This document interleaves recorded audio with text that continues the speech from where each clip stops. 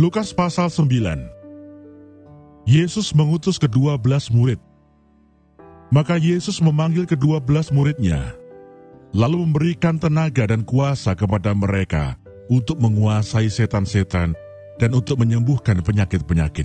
Dan ia mengutus mereka untuk memberitakan kerajaan Allah dan untuk menyembuhkan orang. Katanya kepada mereka, jangan membawa apa-apa dalam perjalanan. Jangan membawa tongkat atau bekal, roti atau uang, atau 2 helai baju. Dan apabila kamu sudah diterima dalam suatu rumah, tinggallah di situ sampai kamu berangkat dari situ. Dan kalau ada orang yang tidak mau menerima kamu, keluarlah dari kota mereka dan kebaskanlah debunya dari kakimu sebagai peringatan terhadap mereka. Lalu pergilah mereka, dan mereka mengelilingi segala desa sambil memberitakan Injil dan menyembuhkan orang sakit di segala tempat. Herodes dan Yesus. Herodes raja wilayah mendengar segala yang terjadi itu, dan ia pun merasa cemas, sebab ada orang yang mengatakan bahwa Yohanes telah bangkit dari antara orang mati.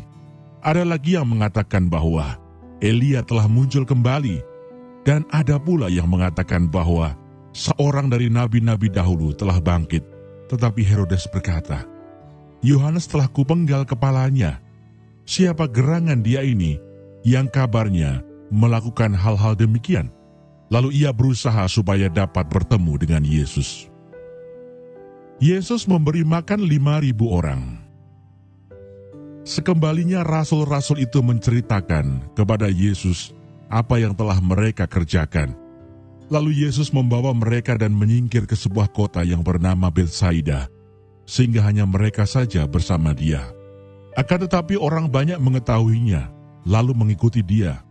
Ia menerima mereka dan berkata-kata kepada mereka tentang kerajaan Allah, dan ia menyembuhkan orang-orang yang memerlukan penyembuhan. Pada waktu hari mulai malam, datanglah ke-12 muridnya kepadanya dan berkata, suruhlah orang banyak itu pergi, supaya mereka pergi ke desa-desa dan kampung-kampung sekitar ini untuk mencari tempat penginapan dan makanan. Karena di sini kita berada di tempat yang sunyi. Tetapi ia berkata kepada mereka, kamu harus memberi mereka makan. Mereka menjawab, yang ada pada kami tidak lebih daripada 5 roti dan 2 ikan.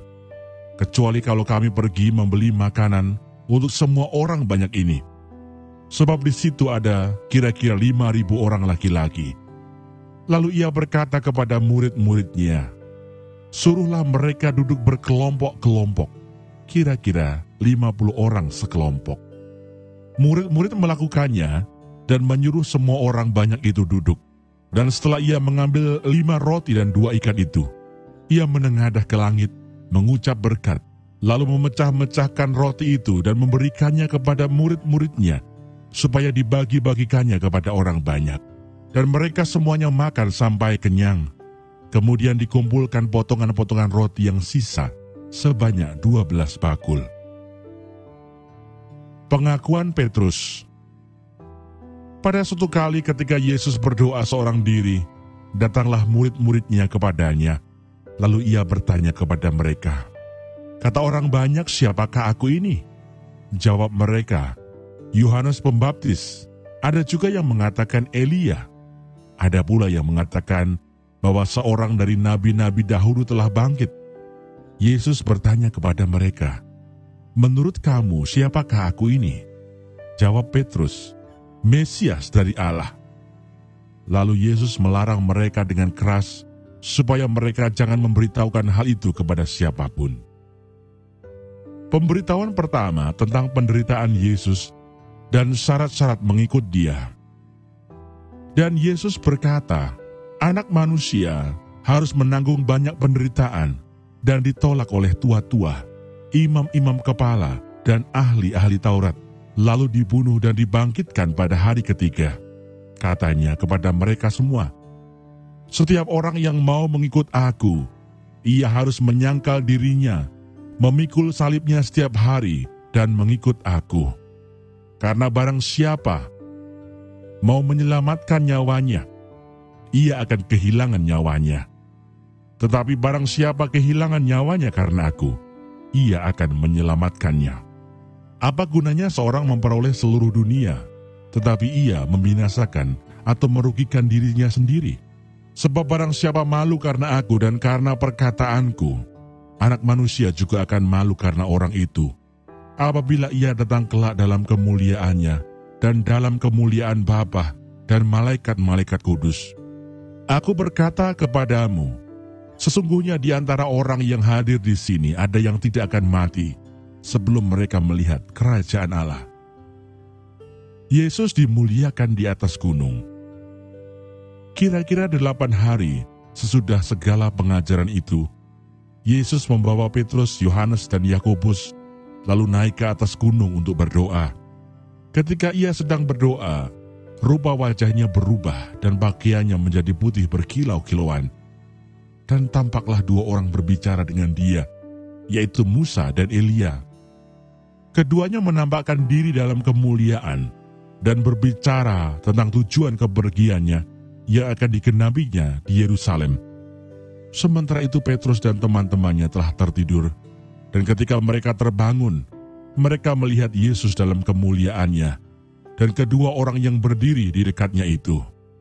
Dan ketika kedua orang itu hendak meninggalkan Yesus, Petrus berkata kepadanya, "Guru, betapa bahagianya kami berada di tempat ini. Baiklah kami dirikan sekarang 3 kemah, 1 untuk engkau, 1 untuk Musa, dan 1 untuk Elia." Tetapi Petrus tidak tahu apa yang dikatakannya itu. Sementara ia berkata demikian, datanglah awan menaungi mereka. Dan ketika mereka masuk ke dalam awan itu, takutlah mereka. Maka terdengarlah suara dari dalam awan itu yang berkata, "Inilah anakku yang kupilih, dengarkanlah dia." Ketika suara itu terdengar, nampaklah Yesus tinggal seorang diri. Dan murid-murid itu merahasiakannya. Dan pada masa itu mereka tidak menceritakan kepada siapapun apa yang telah mereka lihat itu. Yesus mengusir roh dari seorang anak yang sakit. Pada keesokan harinya ketika mereka turun dari gunung itu, datanglah orang banyak berbondong-bondong menemui Yesus. Seorang dari orang banyak itu berseru katanya, "Guru, aku memohon supaya engkau menengok anakku, sebab ia adalah satu-satunya anakku. Sewaktu-waktu ia diserang roh, lalu mendadak ia berteriak, dan roh itu mengguncang-guncangkannya, sehingga mulutnya berbusa. Roh itu terus saja menyiksa dia dan hampir-hampir tidak mau meninggalkannya. Dan aku telah meminta kepada murid-muridmu supaya mereka mengusir roh itu, tetapi mereka tidak dapat." Maka kata Yesus, "Hai kamu angkatan yang tidak percaya dan yang sesat, berapa lama lagi aku harus tinggal di antara kamu dan sabar terhadap kamu? Bawa anakmu itu kemari." Dan ketika anak itu mendekati Yesus, setan itu membantingnya ke tanah dan mengguncang-guncangkannya. Tetapi Yesus menegur roh jahat itu dengan keras dan menyembuhkan anak itu, lalu mengembalikannya kepada ayahnya. Maka takjublah semua orang itu karena kebesaran Allah. Pemberitahuan kedua tentang penderitaan Yesus. Ketika semua orang itu masih heran karena segala yang diperbuatnya itu, Yesus berkata kepada murid-muridnya, "Dengarlah dan camkanlah segala perkataanku ini. Anak Manusia akan diserahkan ke dalam tangan manusia."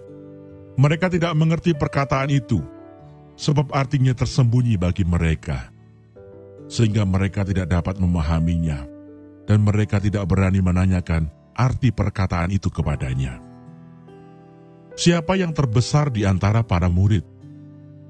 Maka timbullah pertengkaran di antara murid-murid Yesus tentang siapakah yang terbesar di antara mereka. Tetapi Yesus mengetahui pikiran mereka. Karena itu ia mengambil seorang anak kecil dan menempatkannya di sampingnya dan berkata kepada mereka, "Barang siapa menyambut anak ini dalam namaku, ia menyambut aku. Dan barang siapa menyambut aku, ia menyambut dia yang mengutus aku. Karena yang terkecil di antara kamu sekalian, dialah yang terbesar." Seorang yang bukan murid Yesus mengusir setan. Yohanes berkata, "Guru, kami lihat seorang mengusir setan demi nama-Mu. Lalu kami cegah orang itu karena ia bukan pengikut kita." Yesus berkata kepadanya, "Jangan kamu cegah, sebab barang siapa tidak melawan kamu, ia ada di pihak kamu." Yesus dan orang Samaria. Ketika hampir genap waktunya Yesus diangkat ke surga, ia mengarahkan pandangannya untuk pergi ke Yerusalem, dan ia mengirim beberapa utusan mendahului dia. Mereka itu pergi lalu masuk ke suatu desa orang Samaria untuk mempersiapkan segala sesuatu baginya. Tetapi orang-orang Samaria itu tidak mau menerima dia karena perjalanannya menuju Yerusalem. Ketika dua muridnya, yaitu Yakobus dan Yohanes, melihat hal itu, mereka berkata, "Tuhan, apakah Engkau mau supaya kami menyuruh api turun dari langit untuk membinasakan mereka?" Akan tetapi ia berpaling dan menegur mereka, lalu mereka pergi ke desa yang lain. Hal mengikut Yesus.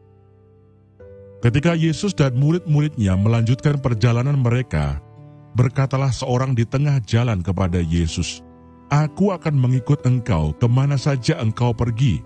Yesus berkata kepadanya, "Serigala mempunyai liang dan burung mempunyai sarang, tetapi anak manusia tidak mempunyai tempat untuk meletakkan kepalanya." Lalu ia berkata kepada seorang lain, "Ikutlah aku." Tetapi orang itu berkata, "Izinkanlah aku pergi dahulu menguburkan bapakku."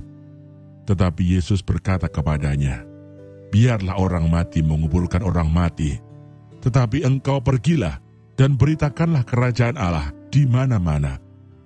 Dan seorang lain lagi berkata, "Aku akan mengikut Engkau Tuhan, tetapi izinkanlah aku pamitan dahulu dengan keluargaku."